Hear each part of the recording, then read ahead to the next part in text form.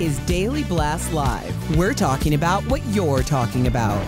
Get real. No. This Just is stop. a sham. It's finally here. Drum roll. Welcome to DBL. Happy Friday, everybody. Stephanie Jones, fresh off a plane from Peoria, Illinois. Whoa. Domestic. I love how inventive you're getting with these, Jeff. Do you have family there? I'm not far from there, but it's mostly farm out that way. I love riding horses. What can I say? Wow. So good true. time of year. Good time. Crisp. So the ranch is I've never Peoria. been there. I've got no idea, people. Just in case you actually believe him. Got no No, clue. I'm telling the truth, always. All right, let's get to some stories, guys. Happy Friday. Gary, the Golden Bachelor, left us all hanging last night. After giving his rose to one woman, he couldn't make a decision between the final two. He ended up running away from the rose ceremony in tears. Backstage, he said he felt like he was going to throw up. But get this, during the hometown dates, he told 3 remaining women he was in love with all of them. And during one of the dates, he made out with a woman in front of her family. Slipped her the old lingua. Okay. Take a look. Okay. Would you say it out loud? I don't say it out loud. I love it. Oh my gosh.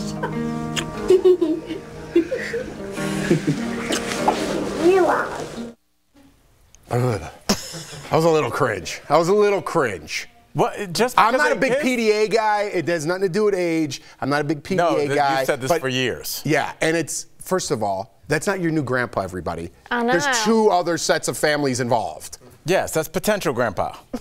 Maybe. That's your P grandpa. No, but come on, if your mum, sister, auntie, whoever brought home a guy like that and you're all sat there as a family and they're saying and doing that, you would think this is it. And then he's running out crying, I can't pick between your mum, sister and another woman. No, don't like that. I mean, I think that there have to be boundaries, Tori, in terms of like you're either in the huddle or you're outside of the huddle. Once you marry my mom, like Montez is all in the huddle. He's in the huddle. He gets to know all the plays from the team. But when you're outside the huddle, you don't get to make out my mom in front of Elijah and Bree Dude. and Ford. Yeah. Right. Come on. No. But there's a weird thing, Tori, and I want to get your opinion.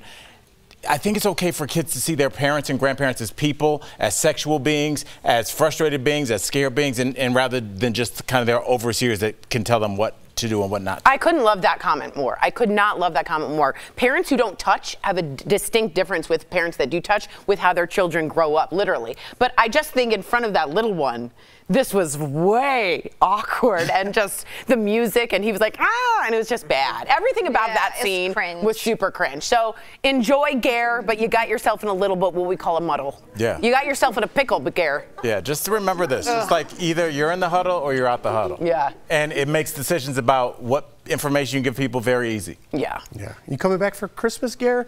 Maybe. Yeah. All right. Out the huddle. Where'd Gare go? Probably not, because I like this other woman better than yours. That's true. All right. A new movie. That was so mean. All right, a new movie about Priscilla Presley's relationship with Elvis. It comes out today, but it turns out Lisa Marie Presley wasn't happy about it. So Variety obtained a pair of emails Lisa Marie sent to the director, Sofia Coppola, last year before she passed away. Lisa Marie reacted to an early script. She said her father came across as a predator and manipulative and called Sofia's perspective, quote, shockingly vengeful. The movie is based on her mother's memoir, and Priscilla is an executive producer on the film. Lisa Marie also said she would be forced to go against her mother and the film publicly, which would strain their already fragile relationship. In her response to Lisa Marie, Sofia wrote that she took great care in honoring her mother and presented her father with sensitivity and complexity. I don't know. What are you guys' thoughts? I have some thoughts on this myself, but where do you stand on this, Tori? Well, we don't have Lisa Marie anymore. Right. She's gone, right? And I really think it's super important. We've all heard Elvis's story 1 gazillion times. This is Priscilla's narrative. Let's hear from her. She is a pop culture icon, an important person in the story. She was 14 in Germany when they met. They didn't have sexual relations till she was 17, but what does that say about culture? Can we look at it without judging? Can we look at it with 2023 eyes and see, okay, that was back then, this is now? I think when someone writes a narrative and their autobiography, you believe them, just like Maya Angelou said it. So I'm sorry Lisa Marie might not feel well. She's allowed to have those feelings too. But this is Priscilla's story and it should be told. What do you think, Sub? I completely agree with Tori. I think the thing is, obviously, like you said, Lisa isn't here anymore, but we know that very clearly she felt uncomfortable with the situation. But it's not her story, it's her mother's story. That's right. It's how they met and the lives that they led.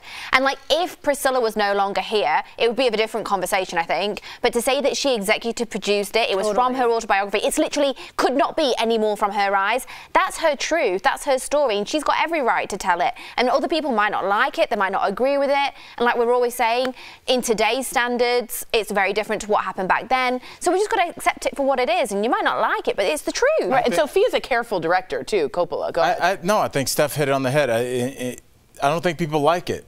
They don't want to. We don't want to look at the past with complexity, and that's why we don't look at it and we try and mute it, because there's some very interesting and beautiful things that happened in our history, and there's some really crazy, insane things you cannot believe happened. And I think when people think about Elvis, they have him here or they have him here, and they want to keep him there or there. They don't want complexity. Involves nuance, it involves thought, it involves looking at them as a human being, and people don't want to do that. Right. So they just want to, either lionize or demonize him, and with the complexity makes you think. And a lot of people don't want to do that. They just want to be like, I like Elvis. That's the end of the conversation. What are your thoughts? You guys took him. Oh, we were good? I thought you were going to go against me, and I was going to come back and hammer you. Well, you were looking forward to that. Yeah. Oh, In the meeting, I thought you were leaning towards this wasn't a great thing. No, I think it's uncomfortable, but I think it's her story and she's allowed to tell it. I also think Sofia Coppola is a particularly sensitive director, so I hope that it comes out well. A particularly sensitive director. Yeah, especially for female issues. I would rather see from Sophia's point of view. I'd rather have people be honest. Really quickly, Jeff, I did a comedy show years ago. It was somewhere in Texas, close to the border, and this woman came up, bought a CD back when people sold those, and she was like, "This is my first show out since my husband died." And I was like, "Oh my gosh," she was a young woman in her early 30s, and she was like, "He died of natural causes," and I was like, "What?" And she told me when she was a young woman, an older man came up, got her from her family in Mexico, something was exchanged, and they lived together for 20 years. He lived to be like 80 or 90. He died of natural causes, but she was 13 or 14, so she's in her 30s now. And this is somebody I met within my lifetime who was younger than me. So we need to understand what the world is and stop looking at it like 5-year-olds, because a lot of things go on that don't happen on your social media chat. Yeah, I like it. All right, so Jessica Simpson is celebrating 6 years of sobriety. Congratulations. Shout out. Jessica reposted this pic from 2017, calling it an unrecognizable version of herself. She added she has made nice with her fears and has accepted the parts of her life that are just sad. She ended the post with, "I am free." Wow, I wouldn't even know who that was. Oh my God, look at that. Recently, Jessica has faced scrutiny over her weight. In July, she denied using Ozempic and chalked up her thinner figure to willpower, not the drug. I will just say that she has, and I hate saying this, but she got incredibly thin in a way that people were like concerned about her recently. So it's not just like, oh yeah, I just got myself in shape. It was sort of uncomfortably thin at that point. But who hasn't? Holy moly, I'm not even joking. I wouldn't even, if you just showed me that picture, I wouldn't guess You wouldn't know that was Jessica Simpson. But who hasn't, in all of our lives, who hasn't been there? All of us have been there. I've been there. I'll not speak for you. I've been that person on the right. This morning you came in. It looked like that. You know what I mean? Yeah, it was. Yeah. I didn't recognize me. I was like, did we get a new panelist? Oh, it's Tor. Oh. No, but I've been there. It's depressing. It's look around her in that picture. It's all messy. No, for sure. She can't clean up after herself. Right. She hasn't showered. Who hasn't been that girl? Half in the dark, half in the light, and she's come out of it. So bravo to her. I've been that person. I'll admit to that. Steph, do you think she should even have to mention if she's on Ozempic? That's how she looks now. I think with certain celebrities, it's very difficult. I mean, Jessica's been very open in her past about having a lot of problems, especially from record labels when she was really like at the height when she did the Boots Are Made for Walking song and the Daisy Dukes and all that. She was so pressured into losing weight. She had a lot of eating problems because of it, and it psychologically really affected her. So I think with some people, some people are very honest and open and say whatever. Who knows what Jessica's done to get down to that size? I'm proud of her. She's in a good place. I love Jessica Simpson.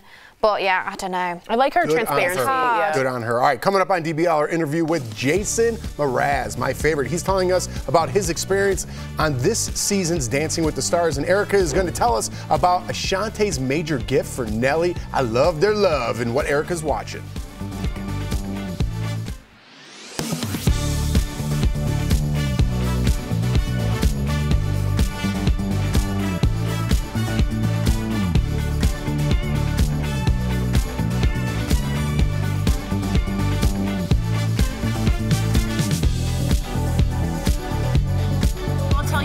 when I was in Michigan, just so you know, when I would go see my therapist, who was the first therapist I ever saw, I'd show up in, well, I shouldn't say this. It's Friday, but... Bye. So I'd show up in... Oh, you want to talk about something happy back Yeah, bye, Jeff.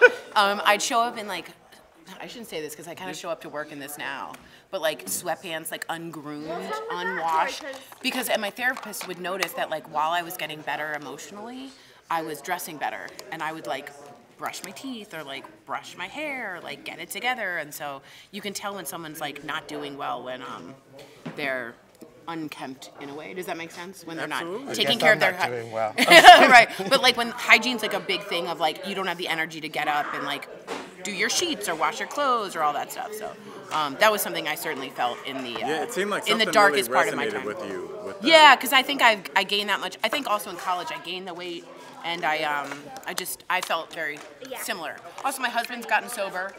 He's 8 years sober, 9 years, and you just see a change in the light in their eyes. So that's it. That's how I feel. I don't know. I just think all the scrutiny with what she's faced has broken her as a person. How could you have the whole world talking about your weight for your whole life, and you're that young and impressionable? I know. You have no chance. I know. Like, who could sustain that? Every pound that you lose is you're too thin, you're too heavy. Oh, she's so Yeah, scrutinized. I mean, to the point where I feel like it's affected her mentally. No, I think that's why like I think some celebrities are very honest and open. They'll say, I've done this, I've had Botox, I've had Ozempic, or whatever it is that they're doing. But some people, like if she's had to mentally struggle and get through that and have eating disorder, so much pressure, it might be very, very too touchy for her to talk about. Yeah, to talk about. She just...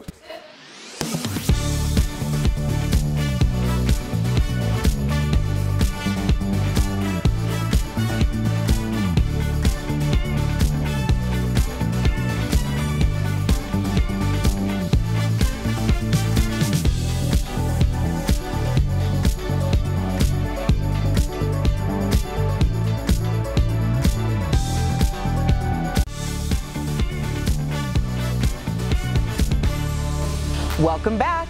A rap queen is dishing on her date with Will Smith. More old school lovin' with Ashanti and Nelly, and Flavor Flav like you've never seen him before.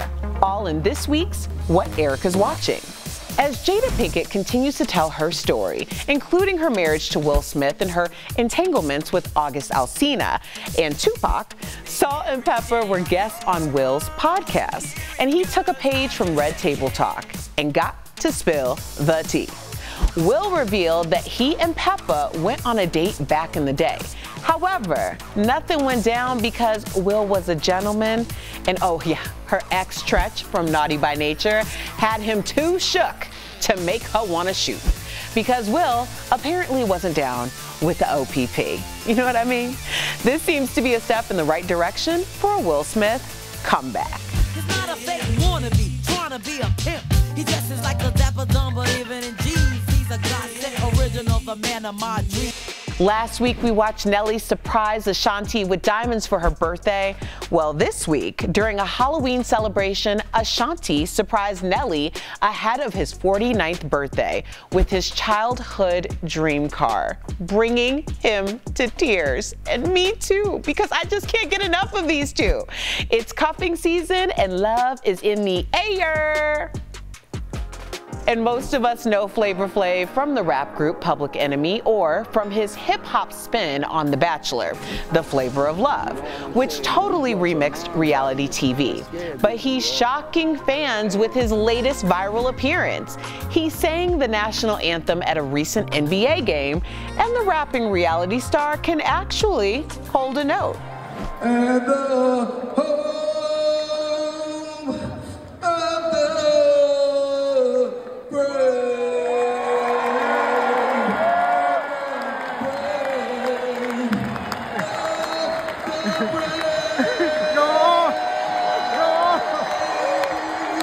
And most of the shady comments are actually aimed at others who paled in comparison. Now, I won't mention any names.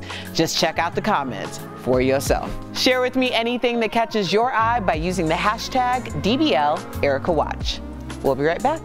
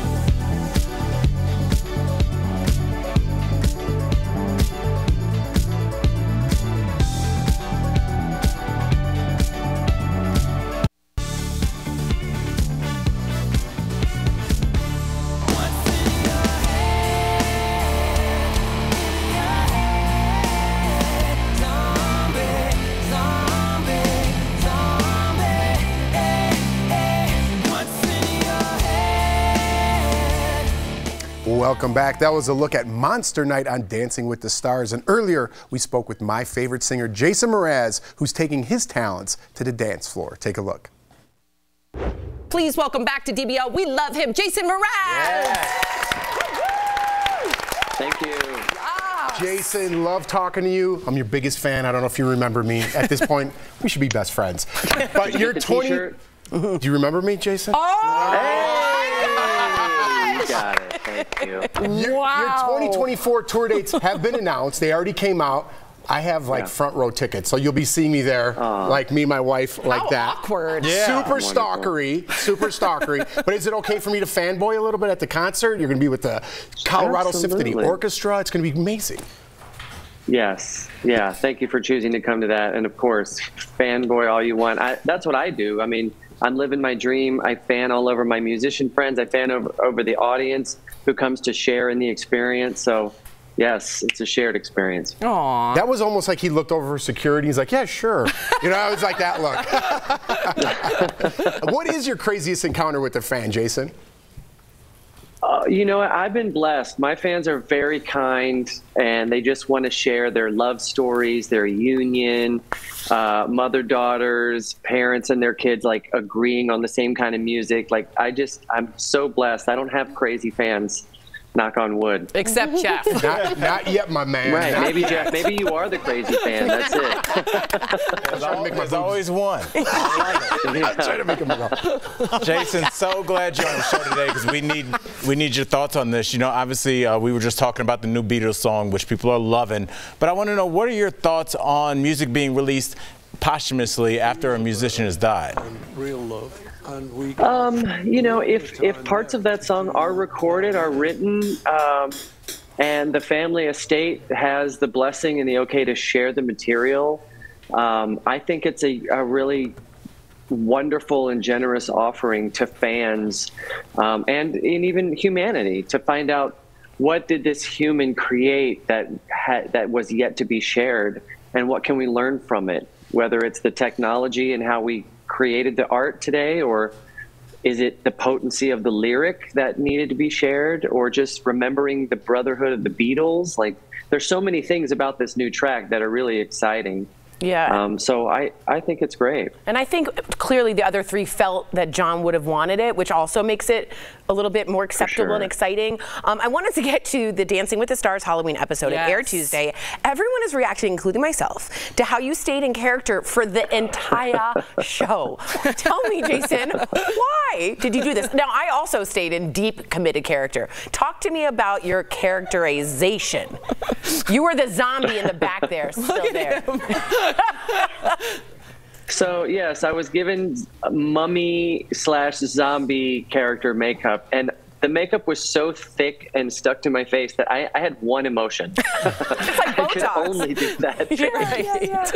Right. So, you know, and also we went first that night, and it's a show about capturing the hearts of the viewers and trying to get their votes. And so I thought, too, if I can stay in this competition tonight throughout all the dances, maybe they'll remember me before the end of the show and give me a vote or two. Smart. So I can keep going. Strategy there. Well, it's been 15 years since you released We Sing, We Dance, We Steal Things. So why did you want to release this album, and how will it be different? Thanks. Well, anniversaries are fun. Next year's another anniversary of an album I put out 10 years ago. So it's a great way to remember the body of work. And 15 years really isn't that long. I'm still playing a lot of those songs in my show. But it was the album that featured I'm Yours and Lucky and Make It Mine, the songs that got me some global attention and earned me some Grammys. So it's great to be celebrating an anniversary of that. We put a box set together that has some unreleased material and some demos and some fun liner notes. So for hardcore fans, also the vinyl was out of print, so it was a great way for us to repackage the vinyl and get it back out in the world. I like Rand McNally. That's my favorite Jason Mraz song. Do you know that one? Wow, that's a deep cut. Yep, Thank you. my favorite, and I like how long it is, and I like how explicit you get with a certain Spice Girl. Just saying. Just saying. Wow. I'm getting hot in here. Wow. Thank you for being here today, Jason. DBL Nation, you can catch Dancing with the Stars Tuesday nights on ABC. Their music video night episode airs next week with special guest judge Paula Abdul. Oh, wow. Thanks again, Jason. Congratulations. You will be seeing Jeff Thank you soon, so whether much. you like it or not. All right, see you in Colorado, Jeff. At a jail cell near you. Bye, Jason. Lord. Scary.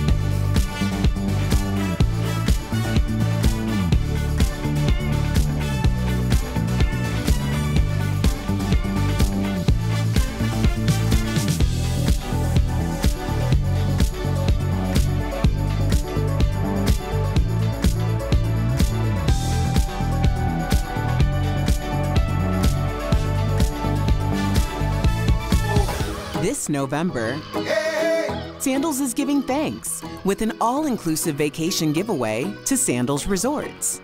Watch DBL every day for a word of the day. Then enter at dailyblastlive.com/sandals for your chance to win a 4-day, 3-night escape for 2 to any Sandals resort of your choice. The winner will be announced on DBL November 22nd. Today's Sandals word of the day is sunshine. I know. Welcome back. Winter is just around the corner, and it's time to get your car ready. That's today's Auto Alert, sponsored by Ox Car Care. First up, make sure to fill up your windshield wiper fluid. Very important stuff. Next, put together a winter safety kit with items like flashlights, extra antifreeze, and some snackies. Lastly, maintain your tire pressure. A 10-degree difference can cause the pressure to change, and your tires, keeping them full, will make sure you have traction on icy roads. Ox Car Care is dedicated to providing you with an amazing auto protection protection plan experience that works with your budget. If you're looking for better car care, give them a call today at 800-219-1407. Tori, you got something to say? Yeah, my tire light is on all the time, saying that there's something wrong. Low pressure. And which I think is true, but I also think You that think it's true? No, but I also think our tire pressure light is broken. Oh. So both are wrong. Or both are right. Yeah. Broken clocks, right Do you have twice a the day. engine light? Do you have the engine light on? Not the engine. So there's no maintenance required. It's just the little exclamation. There shouldn't be lights on your dashboard. Yeah, I think the minute there's a light, Even if it's a counts. holiday Funny, season. your one shot here, the background looks like something's blocking you. Do a one shot. do See you like mean? how it just goes in the background, it just looks black. from Oh, you down? mean from here? Huh? Yeah. Yes. All right. See you later, guys. All right, well, maybe see ya. I don't know.